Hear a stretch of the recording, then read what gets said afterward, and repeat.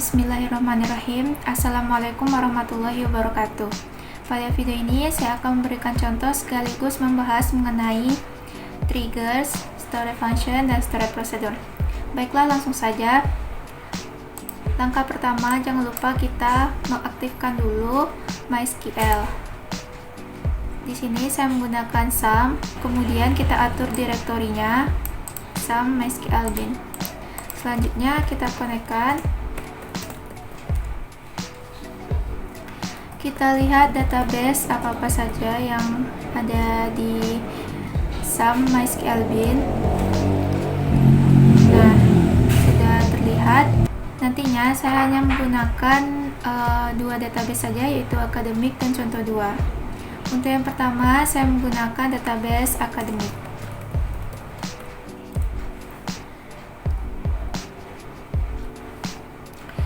Kemudian kita lihat tabel apa-apa saja yang terdapat di database akademik.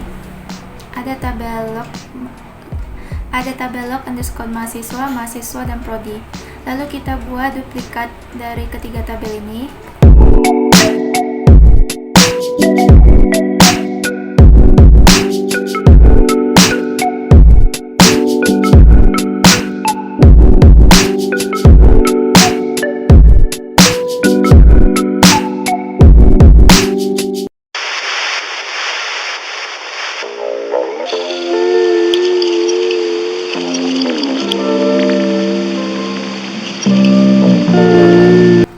Selanjutnya kita lihat isi dari tabel mahasiswa dan tabel prodi.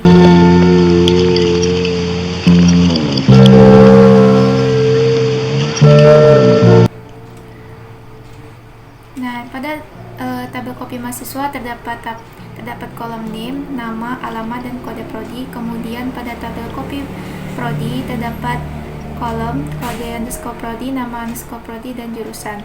Selanjutnya saya akan membuat triggers. Sebelum itu kita lihat dulu sintaks dari trigger. Bisa kita lihat sintaks dari trigger. Create trigger, nama trigger, ada trigger time, trigger event, table name, nama tabel, for each row, kemudian trigger statement. Untuk trigger time dibagi menjadi 2, ada before dan after. Perbedaannya adalah kalau before membuat trigger diaktifkan sebelum dihubungkan dengan suatu operasi, sedangkan after membuat trigger diaktifkan setelah dihubungkan dengan suatu operasi. Kemudian ada trigger event. Trigger event dapat berupa insert, update, delete, dan sebagainya. Kita akan membuat trigger.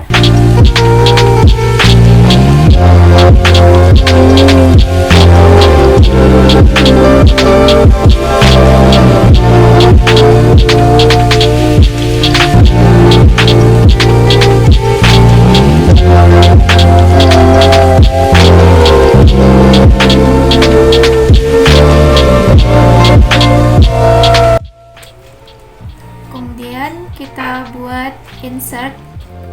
Kita masukkan data ke dalam kopi mahasiswa.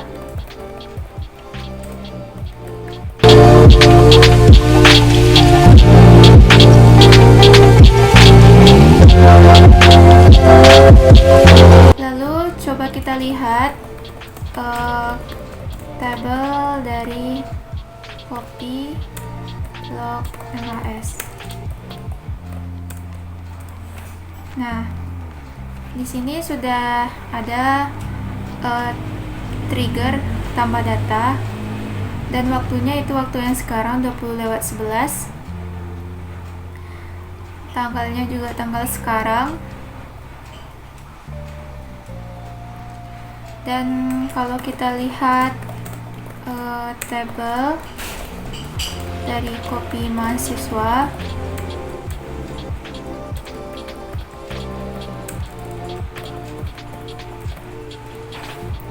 maka sudah masuk nama John, NIM-nya 00631, jalan angka, kode prodi sama dengan P01. Kemudian kita cobakan juga membuat trigger untuk update mahasiswa.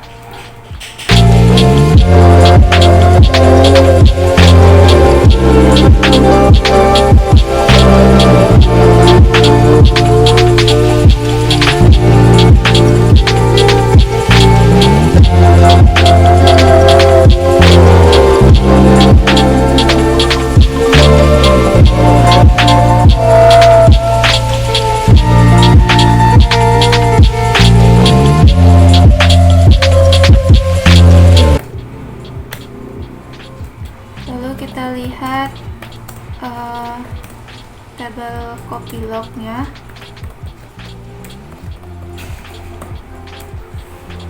Nah, maka sudah ada masuk trigger update underscore mahasiswa dengan values update data, kemudian waktunya yaitu waktu yang sekarang, dan tanggal juga tanggal yang sekarang. Kemudian kita lihat juga tabel dari copy mahasiswa apakah sudah diupdate atau belum. Nah, di sini yang sebelumnya Yanto menjadi Yantono. Dalam implementasinya untuk pekerjaan sehari-hari, pembuatan trigger dan tabel log digunakan untuk mencatat suatu tabel yang dianggap rawan serangan cracker. Nah, dengan struktur trigger yang baik sesuai kebutuhan, administrator dapat melakukan pelacakan dan recovery data dengan cepat karena mengetahui record mana saja yang diserang, atau dihubungkan dengan program aplikasi user interface agar mengaktifkan alarm ketika terdapat operasi database pada waktu yang tidak seharusnya, misalnya pada waktu malam hari. Jika ingin menampilkan daftar trigger yang telah kita buat, kita bisa mengetik show triggers, maka akan tampil trigger-trigger yang telah kita buat, yaitu ada ins_mhs dan update_mhs. Kemudian untuk eventnya yaitu insert dan update. Selanjutnya saya akan menggunakan database berikutnya, yaitu dengan nama contoh 2. Kemudian kita lihat tabel apa-apa saja yang terdapat di database contoh 2. Selanjutnya kita duplikatkan tabelnya.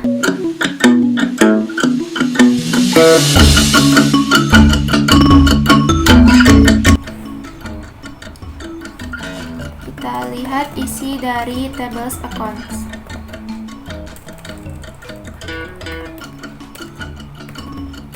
Copy accounts maksudnya. Di sini ada account ID, nama, amount atau jumlah.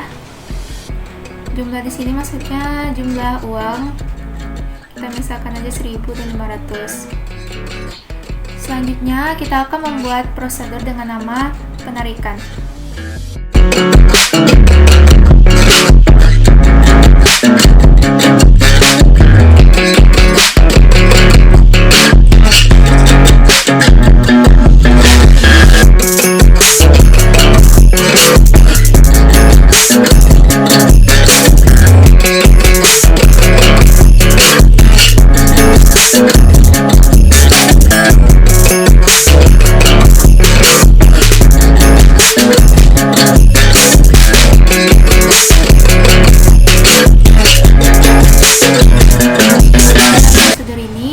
Jumlah penarikan kurang dari sama dengan 0, maka akan menimbulkan kesalahan yaitu 45.000 dan akan menampilkan pesan yaitu jumlah penarikan harus lebih besar dari 0. Jika tidak, maka akan memperbarui jumlah uangnya. Berikutnya kita buat prosedur untuk cek penarikan.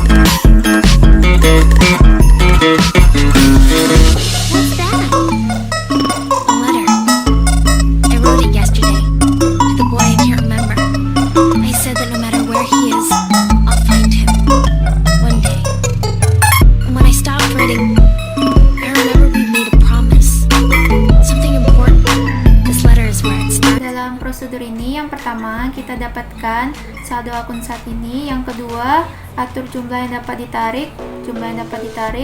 Saldo minimum akun harus 25. Kemudian yang ketiga, akan menimbulkan kesalahan jika jumlah penarikan lebih besar daripada jumlah yang dapat ditarik. Pertama, kita deklarasikan balance, yaitu saldo saat ini, kemudian jumlah yang dapat ditarik, dan declare message. Kita select amount dari tabel ini, dari kolom ini, kemudian kita masukkan balance-nya atau saldo saat ini dari copy accounts. Kemudian kita atur jumlah yang dapat ditarik itu sama dengan saldo saat ini dikurang 25. Nah, jika jumlah penarikan itu besar dari jumlah yang dapat ditarik, maka akan menampilkan pesan jumlah tidak mencukupi. Penarikan maksimum adalah saldo saat ini dikurang 25. Kemudian kode errornya 45.000 atau signal SQL state-nya. Untuk set message text sama dengan message ini diambil dari sini, set message. Kemudian kita akhiri if-nya dan kita akhiri prosedurnya. Dan di sini terdapat juga concat.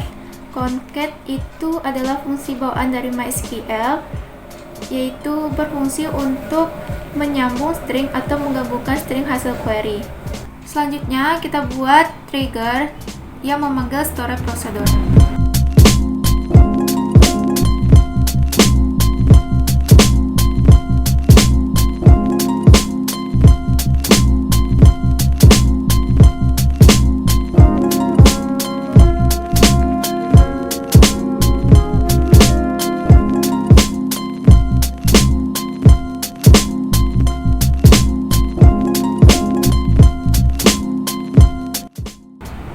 Kita buat trigger dengan nama before accounts update. Di sini kita menggunakan trigger time, yaitu before, kemudian trigger eventnya update. Selanjutnya kita akan menguji transaksi. Pertama, kita akan melakukan penarikan sebanyak 400 dari akun ID1. Kita call prosedur penarikan ID1. Kita tarik jumlahnya sebanyak 400.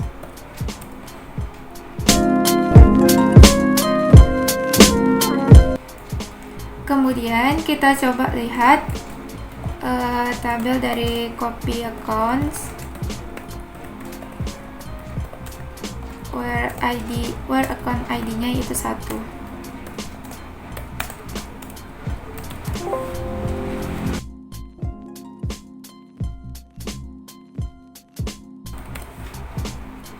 Nah, maka akan mengalami pengurangan dikarenakan kita melakukan penarikan 400. 1000 dikurang 400 sama dengan 600. Maka saldo dari akun ID yang pertama tinggal 600. Selanjutnya, kita akan melakukan penarikan sebanyak 600 dari akun ID. Kita call prosedur penarikan ID1, kita tarik sebanyak 600.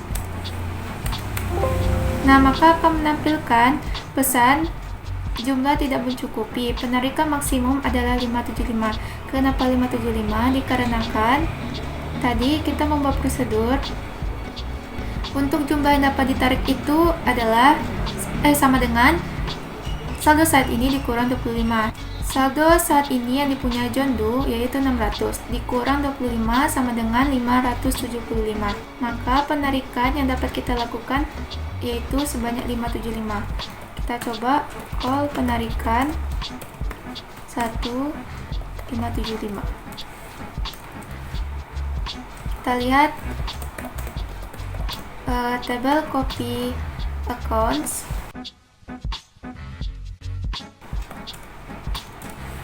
Nah, maka jumlah uang John Doe yang tersisa yaitu tinggal 25. Dikarenakan kita tadi melakukan penarikan sebanyak 575. Selanjutnya saya akan membuat sebuah function dengan nama customer level. Sebelum itu kita tambahkan dulu kolom dengan nama customer level pada tabel copy accounts.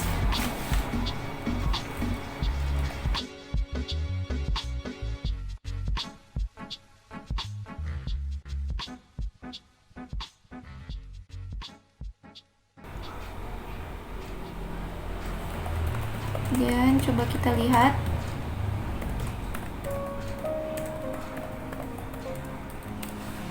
Nah, sudah ada kolom customer level.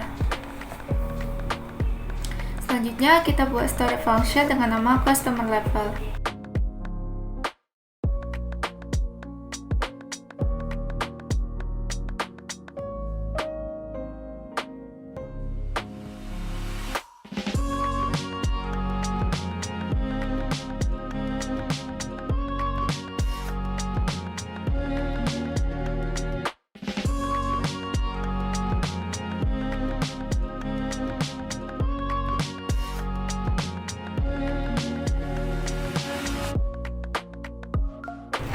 Nah, pada storage function dengan nama customer level ini, kita mendeklarasikan customer level supaya nanti bisa kita atur customer levelnya seperti apa. Pertama, jika jumlah besar dari 1000, maka customer levelnya itu platinum. Yang lain, jika jumlah kecil dari sama dengan 1000 dan jumlah besar dari sama dengan 500, maka customer level yaitu gold, dan selain itu customer levelnya sama dengan silver. Lalu kita akhiri if, kemudian kita return lagi customer level yang ini, lalu kita akhiri storage functionnya. Selanjutnya kita update kolom customer level, dimana kita juga memanggil storage function ke dalamnya.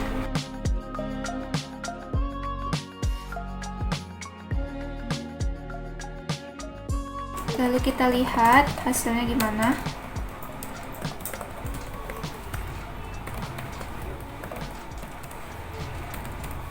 Nah, maka sudah berubah customer level pada ID 1 menjadi silver.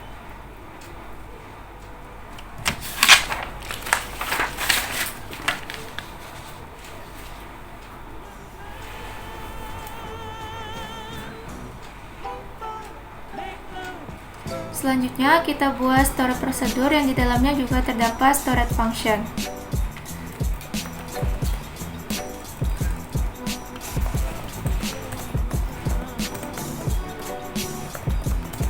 Kita buat nama prosedurnya itu get customer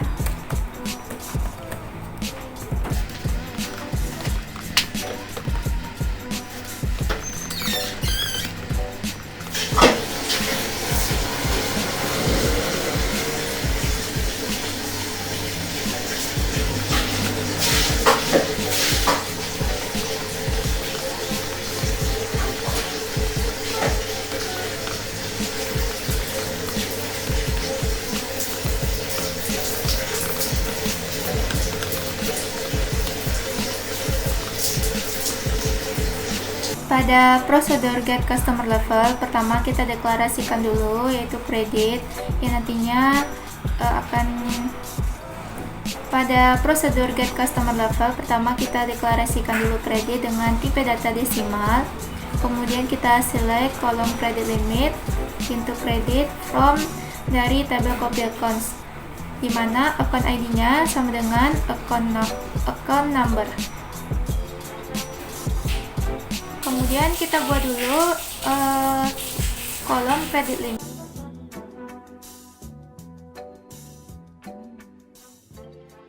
Kemudian kita update.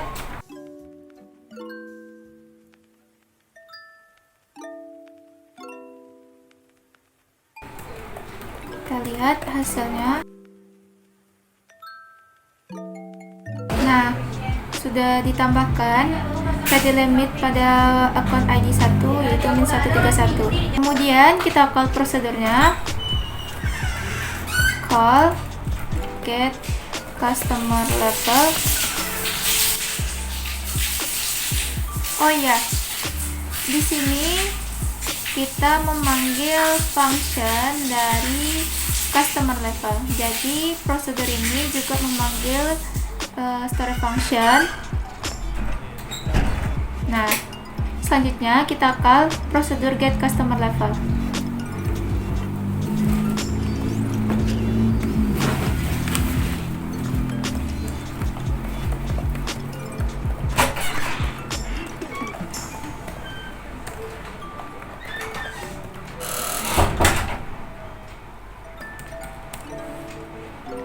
Nah, maka sudah ada tampil at customer level yaitu silver. Sekian penjelasan dari saya. Bila ada kurang atau salah dalam penyampaian, mohon maaf. Assalamualaikum warahmatullahi wabarakatuh.